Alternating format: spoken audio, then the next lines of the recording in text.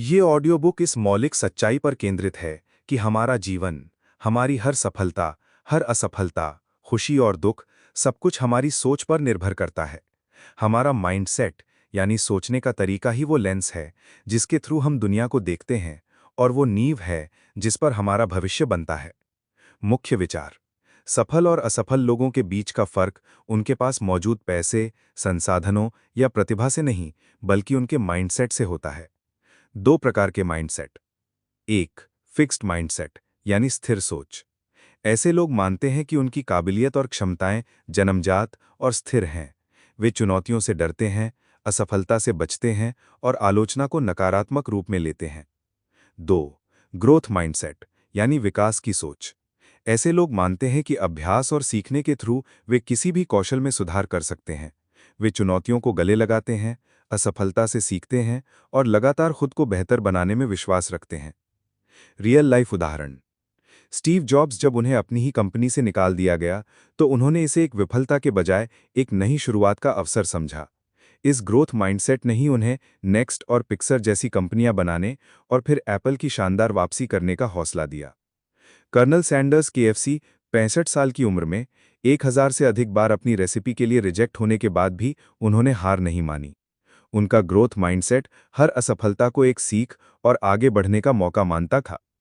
Michael Jordan school team से reject होने के बाद उन्होंने अपने गेम को लगातार सुधारने पर ध्यान दिया। उनका कहना था कि उनकी सफलता का राज उनकी कई बार की असफलताएं ही हैं। ग्रोथ माइंडसेट कैसे विकसित करें? एक, सेल्फ रिफ्लेक्शन, यानी स्वविवेचना।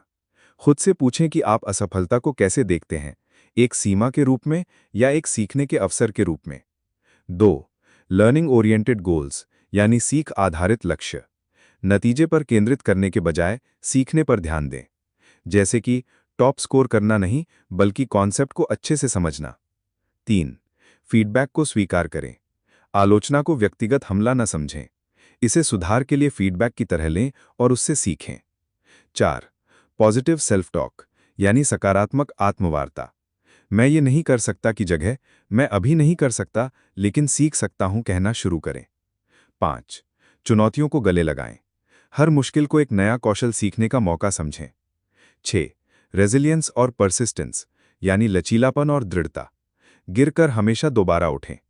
थॉमस एडिसन की तरह हर असफलता को उस रास्ते की खोज समझें जो काम नहीं करता। एक प्रभावशाली टूल, विजुअलाइजेशन, यानी कल्पना। अपने लक्ष्यों को पहले से ही प्राप्त होते हुए अपने मन में स्पष्ट रूप से देखें। जिम कैरी का उदाहरण: उन्होंने खुद को $10 मिलियन का चेक लिख कर दिया और उसे हासिल करने की कल्पना की, जो बाद में सच हुआ। विजुअलाइजेशन आपके सबकॉन्शियस माइंड को प्रोग्राम करता है, जिससे आपका दिमाग और शरीर उस लक्ष्य को हासिल करने के लिए स्वाभाविक रूप से काम करने लगते हैं। अंतिम संदेश: आपकी सोच ही आपकी वास्तविकता बनाती है।